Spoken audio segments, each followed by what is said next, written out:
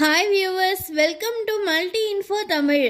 தேக்கு மரத்தை பற்றி தெரிந்து கொள்வோமா? தேக்கு மரம் நீண்ட நாள் நீடித்து உழைக்கக்கூடிய தன்மை கொண்டது.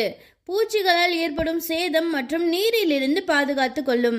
இதற்கு குறைந்த பராமரிப்பு மட்டுமே தேவை. மெதுவாக தான் வளரும். முதிர்ச்சி அடைய 100 ஆண்டுகள் ஆகும்.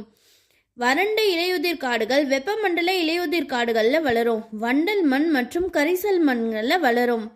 இதனுடைய பூர்வீகம் தென்கிழக்கு ஆசிய நாடுகள், India, Indonesia, Malaysia, Myanmar, Thailand ஆகியவை ஆகும். கட்டுமான பொருட்கள் செய்யவும் கப்பல் கட்டவும் பயன்படுத்தப்படும். சிற்ப கலைகளுக்கு பயன்படுத்தப்படும். இசை கருவிகளான ட்ரம்ஸ் மற்றும் கிட்டார் செய்ய பயன்படுத்தப்படுகிறது.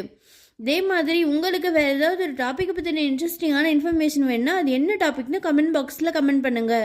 வீடியோக்கு லைக் பண்ணுங்கள், உங்கள் ஃப்ரெண்ட்ஸ் அண்ட் ஃபேமிலிக்கு ஷேர் பண்ணுங்கள். மல்டி இன்ஃபோ தமிழை சப்ஸ்கிரைப் பண்ணுங்கள். தேங்க்யூ.